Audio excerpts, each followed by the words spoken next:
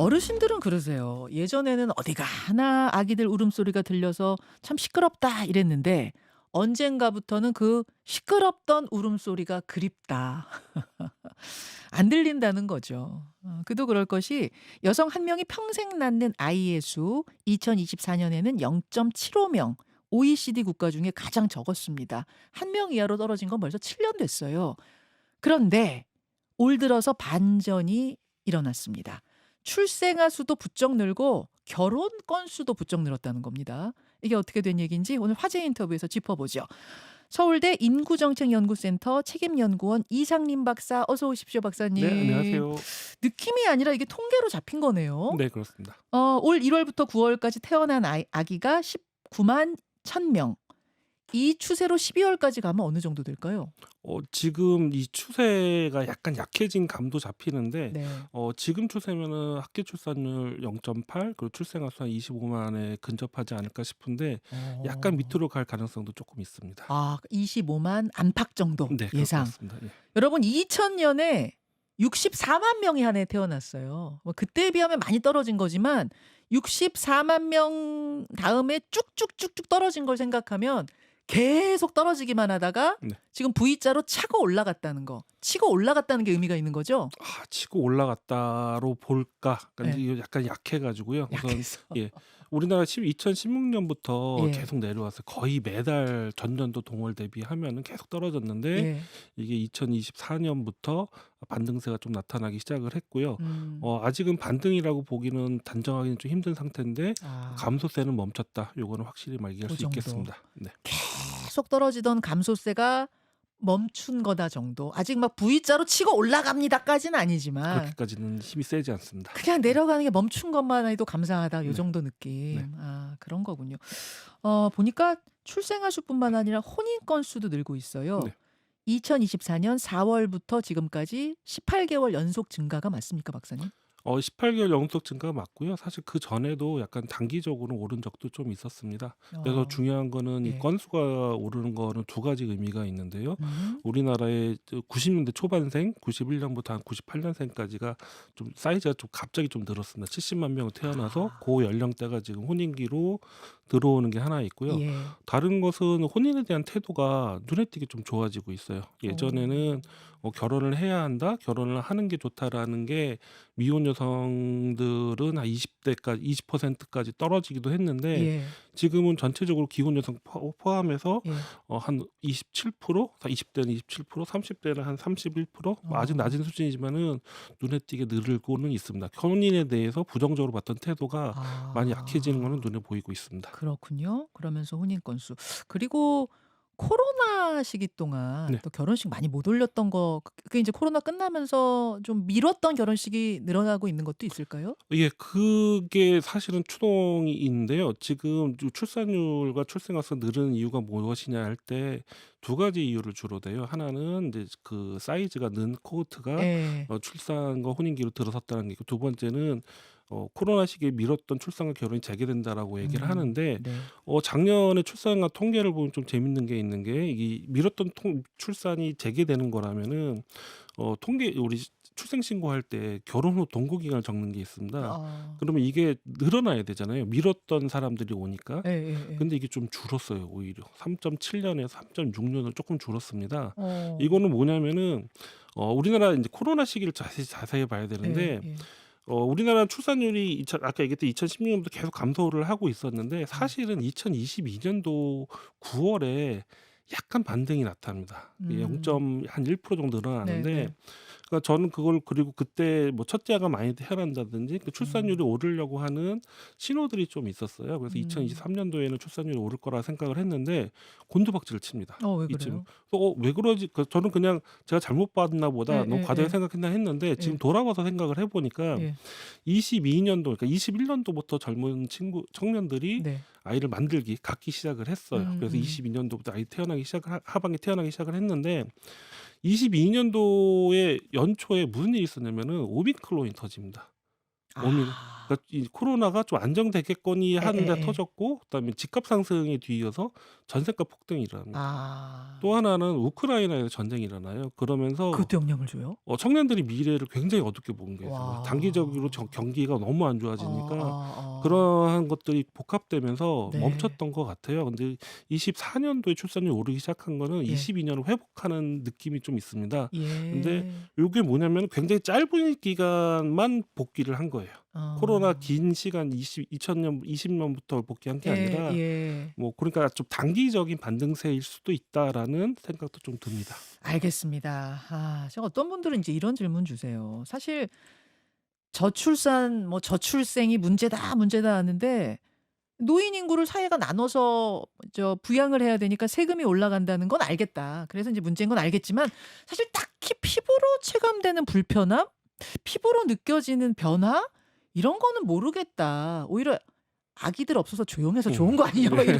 이런 분도 계시거든요. 네. 솔직한 질문 네. 주셨는데 어떻습니까? 고령화 저출산이나 고령화되면 뭐가 문제냐 하면은 노동력이 부족하다, 경제 그렇죠. 성장이 둔화된다, 재정 적자가 생긴다 얘기를 그건 하는데 알겠거든요. 이게 다 나라 경제 얘기예요. 맞아요. 그러니까 지금 우리 생활에 어떤 변화가 있냐? 하나 얘기를 들면 프로야구를 제가 옛날에 90년대에 아르바이트를 했거든요, 잠실 야구장에서. 예. 그때보다 재미가 없어진 것 같아요, 지금. 왜 어? 재미가 없어졌냐? 예. 에러가 너무 많이 나와요.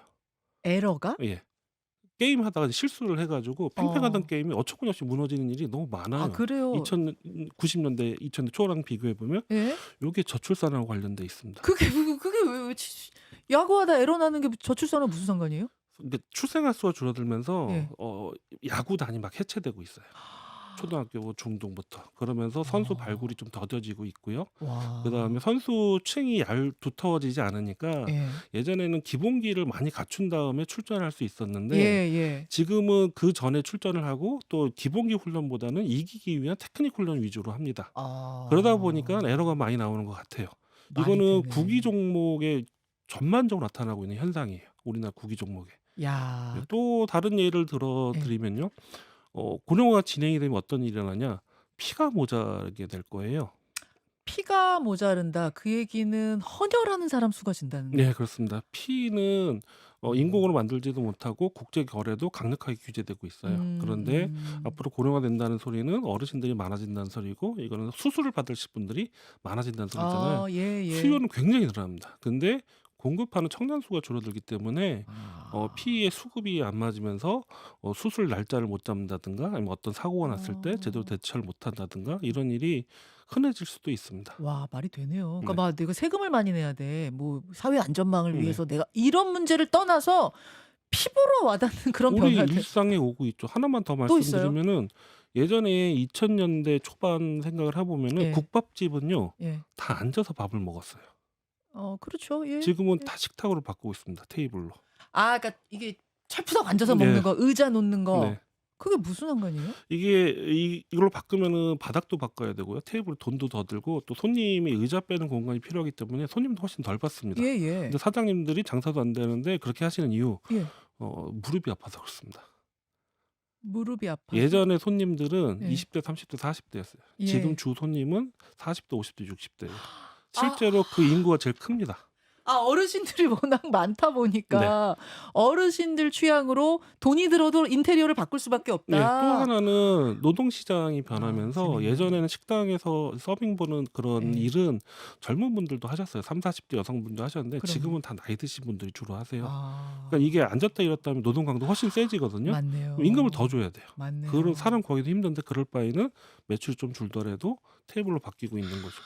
이런 게 야. 다 고령화예요. 제가 드리고 싶은 말씀이 예. 뭐냐면은 자꾸 고령화나 인구 구조의 문제를 나라 걱정 얘기만, 나라 경제 얘기만 하는 것 같아요. 근데 경제 얘기만. 그러면서 이게 우리 삶에 어떻게 들어온지를 잘 느끼지를 못하는 것 같은데, 이미 우리 주변에는 되돌아보면은 굉장히 많은 일들이 일어나고 있고 이건 불가역적으로 일어나고 있습니다. 또 예상 밖의 우리가 진짜 생각 못 했던 다른 또 예상 밖의 일들이 있을까요? 변화? 이런 얘기를 하면 또 하나는 이제 네. 이제 고령화가 진행이 되면 노인들이 많아도 젊은 사람이 줄어들잖아요. 네. 그러면 이론적으로는 전쟁이 잘 안 나는 걸로 생각을 합니다. 예. 그렇죠. 근데 그렇지 않은 경우도 지금 보이고 있어요. 예를 들면 우크라이나 러시아 전쟁은 러시아 인구가 지금 감소하고 있거든요. 예. 거기에 대한 위기 의식이 반영됐고, 그러면서 민족주의가 강화되면서 그런 전쟁이 났다는 설도 있고요. 또 하나 야, 그런 저출산 문제가 전쟁 위기로도. 네, 지금 러시아는 그 소련 체제가 붕괴되면서 어. 90년대나 2000년 초반에 출생아가 확 줄었거든요. 예. 지금 그 친구들이 전쟁을 하고 있어요. 또 러시아의 아. 타격도 아마 더 클 겁니다. 또 다른 예로 독일과 우리나라는 세계에서 고령 속도가 제일 빨라요. 근데 예. 군비 증가 속도가 세계에서 제일 높습니다. 음. 그런 걸 보면은 이론적으로는 전쟁이 나면은 젊은 사람들이 없고 음. 병력에 대한 투자가 좀 줄어들기 때문에 국방에 대한 투자가 줄어들기 때문에 음. 전쟁이 덜 날 것이라고 생각을 하는데 반대 경우가 있죠. 근데 이게 중요한 게 뭐냐면은 네. 한국 우리 동북아를 보면요. 네. 중국도 고령화가 굉장히 빠릅니다. 어. 우리나라 고령화 속도 세계에서 제일 빠르고요. 네. 일본도 고령화 저출산 국가들이에요. 여기 우리나라, 네. 중국, 일본, 한중일이. 대만도 그렇고요. 대만도 그렇고. 북한도 사실은 학계 출산율 1.3에서 1.6이라는 얘기가 흘러나오고 있어요. 북한도요? 예. 그리고 또 심지어는 러시아의 극동 지방도 네. 출산율이 굉장히 낮습니다. 그 이유가 있어요? 요쪽 지역들이 주로 그런 게? 좀 약간 유교적 문화와 관련 있는 것 같기도 하고요. 고도 성장을 한 나라들이고요. 예. 뭐 그런 특징들이 좀 있는 것 같습니다. 유교적인 거랑 뭔 상관이에요? 예? 자식에 대한 투자를 하는데 몰아서 투자를 합니다. 교육 중시하고. 예. 그러면 내가 교육비 많이 드는데 조금 나아갖고 잘 키워야지. 네. 물신양면으로 투자해줘야지. 예, 심지어 북한도 그런 경향이 있다고 얘기를 하고요. 특히 경제 위기 이후로 시장화가 되면서 덜 난다는 얘기가 흘러나오고 있습니다. 그렇게 되면은 이 동북아 전체가 고령화되는데 네. 전쟁이 날까요, 안 날까요? 나겠네요. 모르죠. 근데 이거는 어쨌든 이 큰 패러다임이 예. 그 축이 변한다는 거고 이런 전환기에는 예. 혼란이 오게 되는 거죠. 와. 특히 대만과 둘러싸 가지고 중국이 과연 대만을 자기들 말로 수복할 수 있을까? 여기에 대해서는 좀 의견들이 있습니다. 근데 지금 이제 아마 좀 시간이 더 지나면은 네.